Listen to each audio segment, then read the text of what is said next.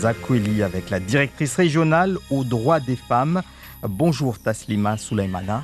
Bonjour. Merci d'être avec nous ce matin. Donc lundi 8 mars, justement, nous célébrons la Journée internationale des femmes, également appelée la Journée internationale des droits des femmes dans certains pays comme la France. Alors en quoi plutôt cette journée a-t-elle une grande importance en 2021? Alors, aujourd'hui, comme vous l'avez dit tout à l'heure, aujourd'hui, le 8 mars, cette journée internationale des droits des femmes, c'est important de mettre au pluriel parce que, comme on sait, les femmes sont plurielles et il y a plusieurs modèles de femmes.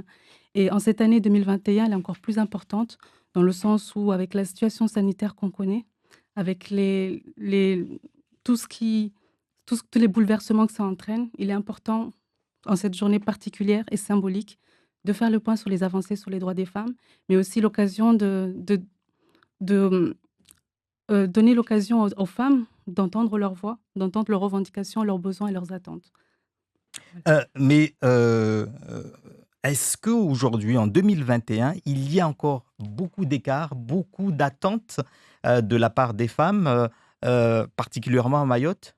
Alors oui, oui, malheureusement, oui, l'égalité entre les femmes et les hommes n'est pas encore totalement effective, elle n'est pas encore réelle. C'est pourquoi dans mes missions, c'est vraiment œuvrer dans ce sens-là, avec les différents partenaires, de façon à ce que cette égalité entre les femmes et les hommes soit réelle et effective. Justement, quel est le rôle de la délégation des droits aux femmes et votre rôle, vous, en tant que présidente, si on peut le dire ainsi? Déjà, oui, en fait, aujourd'hui, c'est qu'on parle de directrice régionale, alors qu'auparavant, c'est vrai qu'on parlait La des délégués. des délégués, oui. Parce qu'en Mhm, fait, c'est juste, la prise en compte de la dimension régionale. Parce qu'il faut savoir que dans les différents départements en métropole et régions, on parle de délégués pour les départements et directrices pour les régions, tout simplement. C'est mhm. pourquoi aujourd'hui on parle de directrice pour cette dimension régionale. Mais sinon, au niveau des missions, elles sont les mêmes. Elles sont les mêmes, à savoir c'est quoi? C'est travailler avec les différents partenaires institutionnels et associatifs de façon à être au plus près des femmes dans tous leurs projets de vie et à les accompagner de façon à ce qu'on ait cette égalité réelle entre les femmes et les hommes. Et aussi mon rôle aussi du coup dans ces relations partenariales-là, c'est coordonner les projets et les actions en faveur de l'égalité entre les femmes et les hommes. Du coup, le travail de la déléguée ou de la directrice que vous êtes est différent ici à Mayotte qu'ailleurs? Non, du tout, du Mmh. tout. Elle est pareille, sauf qu'elle a la particularité que dans chaque région Mmh. d'ailleurs, c'est d'adapter les réglementations par rapport au contexte local. Donc, Mmh. par exemple, moi, j'ai les mêmes missions sur le principe que les autres régions, sauf qu'à la différence des autres régions, moi, je dois quand même prendre en compte le contexte local, comme le fait chaque collègue dans les autres régions, tout simplement. Du coup, c'est quoi le contexte local? Parce que vous insistez, j'imagine, que ça a des répercussions sur, l'exercice même de ces droits. Alors, quand je parle de contexte local, c'est plutôt l'aspect, les spécificités. C'est la prise en compte de nos spécificités locales, institutionnelles, sachant que Mayotte, aujourd'hui, est département, mais ça n'a pas toujours été le cas. Donc, il y a tous ces éléments-là. C'est vraiment de ça quand je dis contexte et spécificité, c'est par rapport à ça. Est-ce que du coup, ce contexte et spécificité, d'emblée, ne limite pas justement les droits des femmes ici à Mayotte? Alors, sur certains aspects, certainement. Mais justement, dans mon rôle, c'est faire en sorte, se montrer presque imaginatif pour trouver des solutions. Mmh. Pour trouver des solutions pour qu'une femme qui est à Mayotte, comme une femme qui est dans l'Hexagone, n'ait aucune différence. Parce que finalement, on est la France et en ce sens-là, on doit retrouver les mêmes droits. Et parmi les différences, il y a la société mahoraise qui est organisée différemment par rapport aux autres sociétés dans les autres départements français. On dit souvent que Mayotte est une société matriarcale où la femme joue un rôle déterminant par rapport à l'éducation des enfants, par rapport à leur statut, mais aussi par rapport à leurs biens. Euh, du coup, cela même est différent de ce qu'on peut vivre ailleurs, non? Alors, c'est qu'on a tendance à dire, oui, que Mayotte a une société matriarcale. Et finalement, quand on regarde bien, on peut se rendre compte que ce n'est pas forcément vrai, dans le sens que matriarcat suppose qu'on est dans un régime social où c'est la femme qui aurait un pouvoir prépondérant. Or, finalement, quand on regarde bien, la femme aujourd'hui, on est plutôt dans un système matrilocal, qui veut dire que la femme hérite du bien immobilier, dans le sens où quand il y a un mariage, l'homme vient habiter chez la femme, avec un bien, une maison qui appartient à la femme. Par rapport à ça, on parle de matrilocalité. Par contre, pour le matriarcat, aujourd'hui, clairement, le pouvoir prépondérant de l'homme, de la femme, elle n'est pas forcément effective, parce que finalement, la femme, elle a beaucoup comment dire, d'importance dans son rôle, dans son foyer. Mais dès qu'on quitte ce foyer-là, malheureusement, son rôle est minoré, son rôle n'est pas forcément reconnu.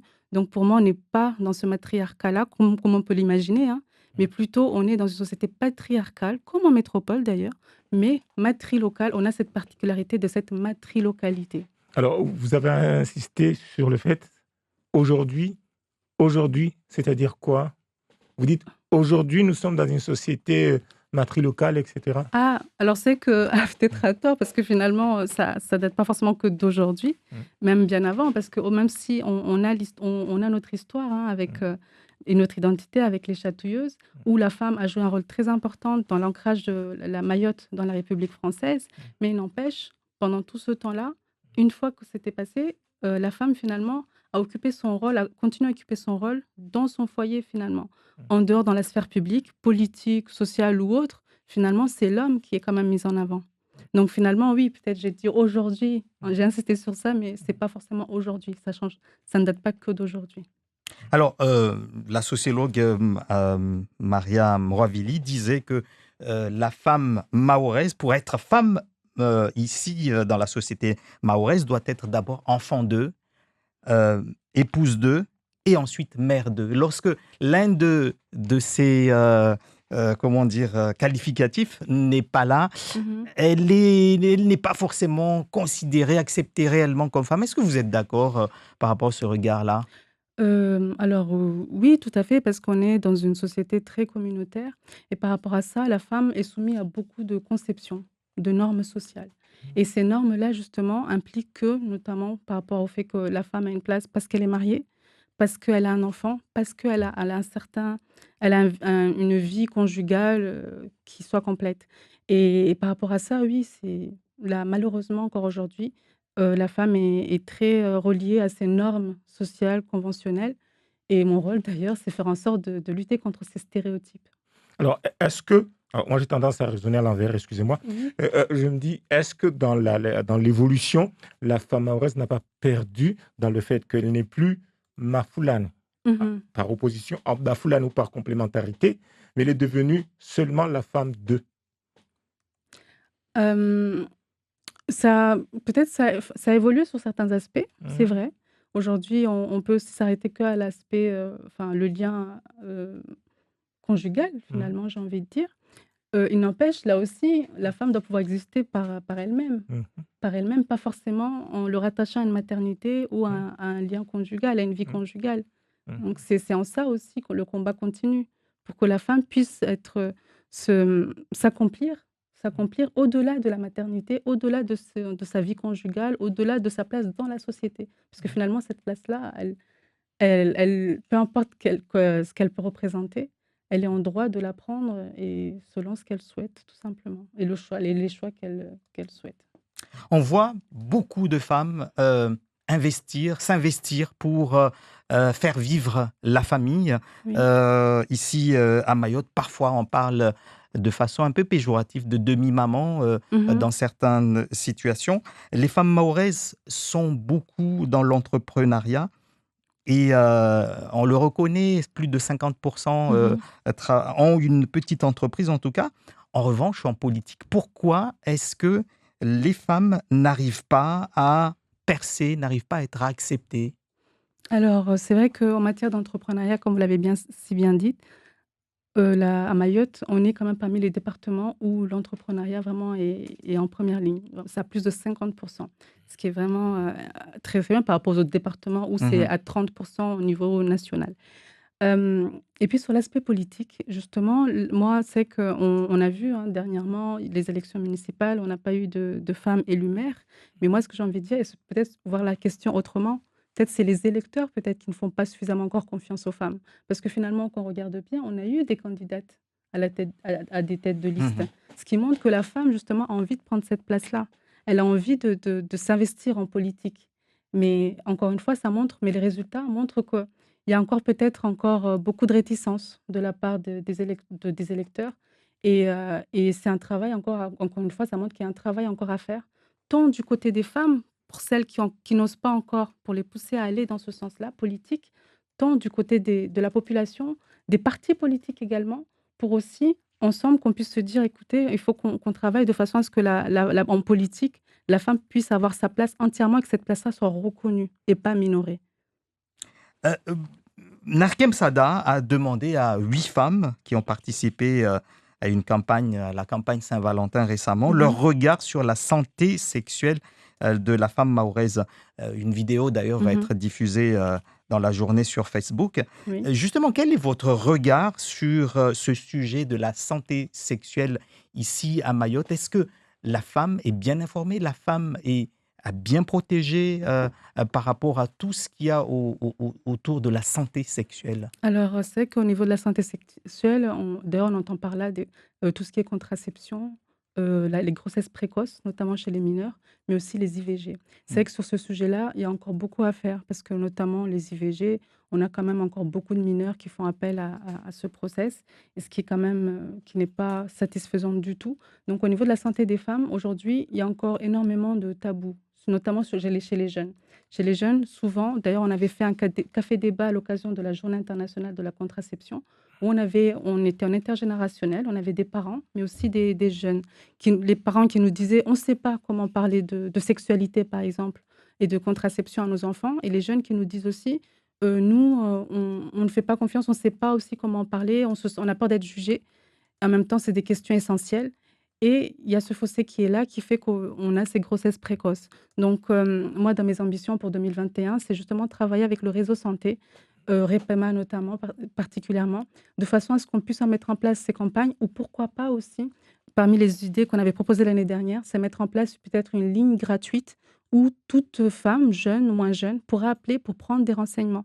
Comme ça, sans cette peur d'être jugée par rapport à ce qu'elle souhaite faire, de façon, encore une fois, à apporter cet accès à l'information. Parce que comme vous l'avez si bien dit, c'est cette information qui manque souvent à ces jeunes qui, parfois, se retrouvent dans des situations pas forcément souhaitées. La femme mahoraise a, en tant que mère de famille, l'un des devoirs les plus importants, qui est l'éducation Mhm. des enfants. Ça, c'est quelque chose qu'on entend depuis toujours. Oui. Et on oublie parfois que pour éduquer, il faut un couple. Est-ce que ça ne met pas trop de pression sur les mamans, justement, lorsque il y a beaucoup de problèmes de violence juvénile? Est-ce que les mamans ne sont pas à tort accusées d'être à l'origine d'une mauvaise éducation du coup de l'enfant? Oui, certainement à tort, parce que finalement, avec déjà l'éducation, avec l'accès, enfin l'éducation à l'école, on va dire, déjà, il est important, déjà, c'est comme ça déjà qu'on va ancrer déjà l'égalité femmes-hommes. D'ailleurs, avec des partenaires l'année dernière, on est intervenu auprès de professionnels pour les former et les sensibiliser, sur l'égalité femmes-hommes dès le plus jeune âge, dès 6 ans, pour qu'il y ait des actions de sensibilisation auprès de ce public, parce que finalement ça commence très tôt. Donc il y a quand même finalement, c'est pas la mère seule, même si on a tendance quand même à la responsabiliser par rapport à ça. Mais pour moi, c'est pas une question d'une seule personne, c'est vraiment la société et ça passe aussi par l'éducation à l'école avec, comment dire? Les actions de prévention, les sensibilisations et sur toute forme, que ça soit sur les violences.